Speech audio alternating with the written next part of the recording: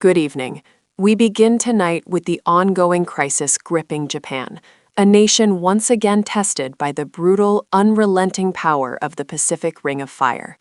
What began as a violent geological event earlier this week, a terrifying 7.5 magnitude earthquake centered off the nation's northeastern coast, has now metastasized into a complex and extremely fragile recovery mission, shadowed, moment by a relentless, chilling new threat.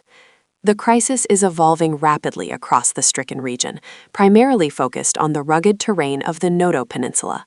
Emergency teams, thousands strong, are battling not just the immediate consequences of collapsed infrastructure and devastating landslides, but also a grueling race against the clock and the elements to reach isolated communities. Their vital work is severely hampered, often brought to a complete halt by stark warnings echoing from seismology centers across the country. Authorities are insisting, with uncompromising clarity, that citizens, aid workers, and first responders alike must remain on an absolute razor-sharp high alert. The region, they warn, is poised for the potential of further strong, destructive aftershocks, major geological events in their own right, in the hours and perhaps even days ahead. This is not merely a tale of immediate disaster and immediate response. This is a defining story of human resilience, meeting deep, fundamental geological uncertainty. We turn now to the essential facts on the ground, assessing the grim tally and the immense logistical obstacles defining this recovery phase. The initial tremor, violently rupturing the crust just miles offshore, unleashed its fury across multiple prefectures, triggering immediate tsunami warnings that sent coastal residents scrambling for higher ground. Though those warnings have been downgraded, the material devastation they followed remains staggering.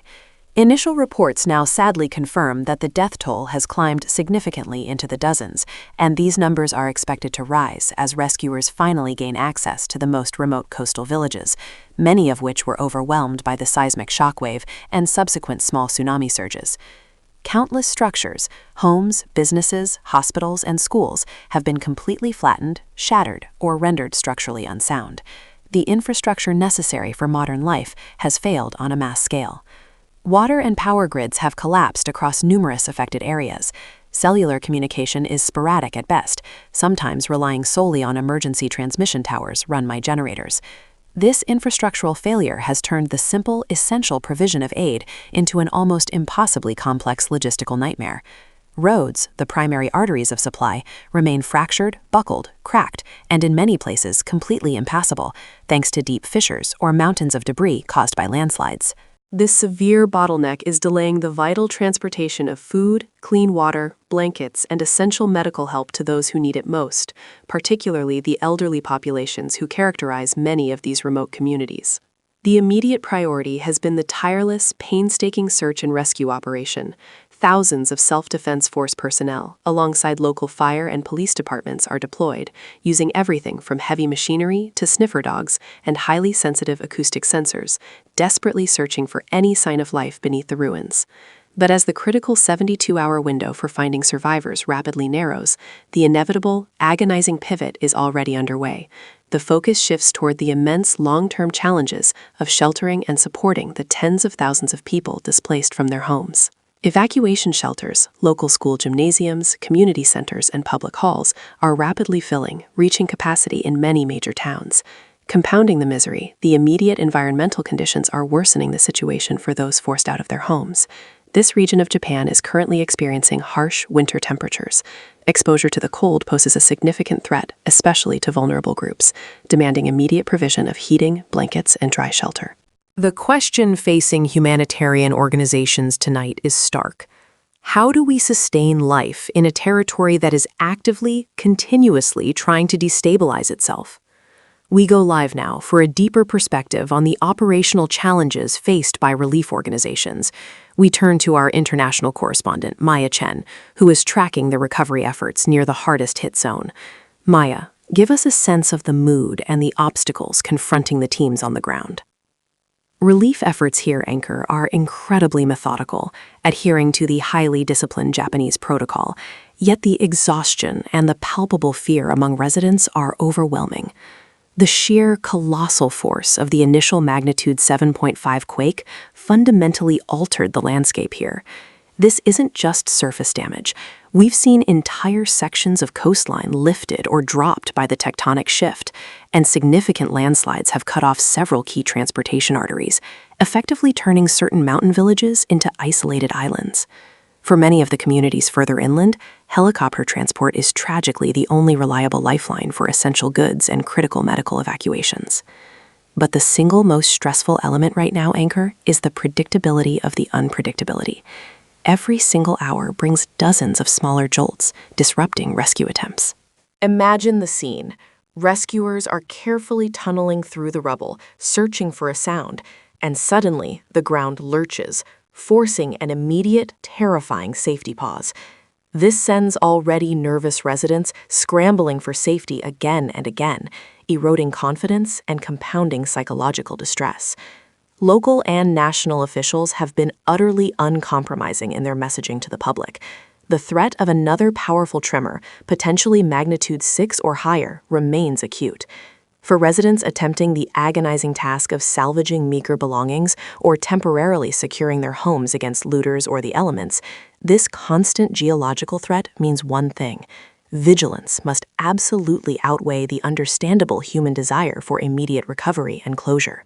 Teams are having to make instant judgment calls, weighing the risk of structural collapse against the fading hope of finding a survivor. Maya Chen, thank you for that harrowing update from the field. It truly underscores the double disaster facing those communities. To fully grasp the scale and the strategic difficulty of this operation, we must take a moment to look at the crucial context of Japan's unique, demanding geological position. Why does this happen here with such alarming frequency? Japan is situated directly on the Pacific Ring of Fire, a horseshoe-shaped belt around the Pacific Ocean characterized by frequent earthquakes and volcanic eruptions. It is literally where several of the Earth's most aggressive tectonic plates meet, grind, and clash. This makes Japan one of the most seismically active nations on the planet. For decades, the nation has responded to this inherent risk by becoming a global exemplar, renowned globally for its rigorous, world-leading infrastructure standards designed specifically to withstand major quakes. We speak of advanced technologies like base isolation, seismic dampeners, and construction materials engineered to absorb and dissipate massive amounts of kinetic energy. It is these standards, these extraordinary feats of engineering, that consistently prevent a disaster of this seismic magnitude from escalating into truly catastrophic casualty figures seen in less prepared regions of the world. However, the sheer energy released by this 7.5 magnitude event challenges even the strongest, most modern foundations. This was not a glancing blow. This was a sustained, violent rupture. What makes this particular recovery phase especially complicated is the timing and the depth of the rupture. Experts tell us the stress placed on the fault lines during the initial main shock was immense, meaning that subsequent aftershocks are not merely minor tremors that we might dismiss. They are significant geological events in their own right, capable of bringing down structures already compromised by the first blast. This current situation cannot help but echo the deep uncertainty and fear faced after the devastating 2011 Great Tohoku earthquake and tsunami, which triggered the Fukushima disaster. While initial reports strongly suggest the current casualty and infrastructure loss, thankfully, is not at that incomprehensible scale, the historical precedent is crucial. The memory of 2011 mandates an extremely cautious, methodical approach to rescue and, eventually, reconstruction. Every step forward is measured against the potential for a catastrophic setback. The psychological impact alone of constantly waiting for the next jolt is immeasurable. What does the science tell us about this sustained threat? Joining us now for a deeper analysis of the geological warnings and the hazard models is Dr. Kenji Sato, a leading expert in seismic risk management and structural resilience from the Tokyo Institute of Technology. Dr. Sato, thank you for making time for us during this critical period. Thank you for having me. Dr. Sato, let's cut right to the core of the danger. Authorities are stressing the very real, persistent threat of major aftershocks. Can you explain the mechanics, the physics behind that warning? Why is a 7.5 quake so much more dangerous in its aftermath than, say, a 6.0? And how long should residents realistically expect this heightened, acute level of risk to persist before the ground truly stabilizes? That is the critical question facing every decision maker right now. When a fault line experiences a major violent rupture, as it did earlier this week, the surrounding crust doesn't just settle down, it absorbs immense, unbalanced stress. That energy doesn't simply dissipate into the atmosphere, it gets transferred. What we term aftershocks are fundamentally the surrounding, smaller, adjacent faults, adjusting, cracking, and shifting to accommodate that newly distributed pressure. They are entirely inevitable. Statistically, we often look at the first 72 hours following the main shock as the most critical period, where a major follow-up quake, potentially reaching magnitude 6.5 or even 7.0, is most likely. But given the profound intensity and the duration of the main 7.5 magnitude event, the tectonic plates here have been violently rearranged. We must operate under the assumption that this elevated risk profile, the chance of a highly damaging aftershock, could persist for the better part of the next week, if not longer. This is a sustained period of geological instability, and planning must reflect that severe reality. That puts tremendous pressure, Dr. Sato, not just on the rescuers you mentioned, but on the political and engineering leadership. We see footage of operations pausing immediately every time a significant jolt hits, yet every pause might mean losing precious minutes for a trapped survivor. What is the key, impossible balance disaster managers must strike between the urgency of rescue and the absolute safety protocols demanded by these continuous warnings? It is perhaps the most brutal ethical and logistical calculation that a crisis manager can ever face. Every minute is undeniably critical for someone trapped beneath rubble, deprived of oxygen or water. But if a magnitude 6.5 aftershock causes a building that is currently unstable to fully collapse, you risk losing not only the trapped victims, but also dozens of highly trained rescuers, engineers, and medical personnel who are essential for the long-term effort. Japanese response protocols are internationally recognized precisely because they are meticulous and highly cautious. Safety pauses must be executed immediately when a significant tremor is detected. The overwhelming scientific and operational opinion here is that caution must prevail. A successful, sustainable long-term recovery, the eventual rebuilding of society, depends entirely on preserving the lives of the rescuers, engineers, and logistical experts who will stabilize this entire infrastructure in the weeks and months to come. They simply cannot afford a preventable tragedy that wipes out a rescue team. The risk tolerance must be zero when the threat of collapse is so acute. Dr. Sato, let's look ahead briefly. Japan's building codes are globally exemplary. Yet we are seeing widespread destruction, particularly in older coastal towns built before the most modern seismic codes took effect. What lessons should we be drawing from this latest event regarding vulnerability, particularly in rapidly aging communities? And for the people in the shelters tonight, what is the single most important message you want them to internalize regarding their personal safety? We are seeing a clear disparity. The high-rises in major cities, built post-1981, have generally performed as designed, shaking violently but remaining intact. The greatest vulnerability lies in older, often wooden structures in remote villages. This earthquake is a powerful, tragic reminder that infrastructure resilience is not universal. It is often tied to the economic resilience of the community.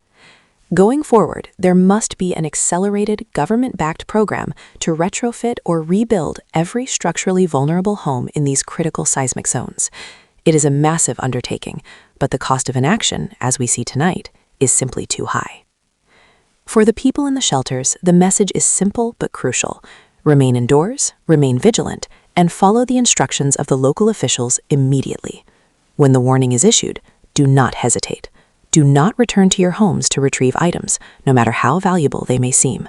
The stability of the land is still provisional. Your life is the most precious commodity, and geological forces do not respect sentiment. Dr. Sato, thank you for that absolutely critical insight into the ongoing threat and the path forward. Your expertise is invaluable tonight. The images coming out of Japan tonight underscore that complex, agonizing duality. The immediate, urgent need for humanitarian aid, battling the persistent, invisible geological danger that threatens to undo every ounce of progress. Relief efforts powered by tenacity and extreme discipline will continue relentlessly through the night as tens of thousands of citizens await the restoration of basic, life-sustaining services and hope, with bated breath, for a lasting stabilization of the relentless seismic activity. The road ahead for the Noto Peninsula is long, fraught with danger, and guaranteed to be costly. The world must recognize that while the initial shockwave has passed, the crisis is far from over.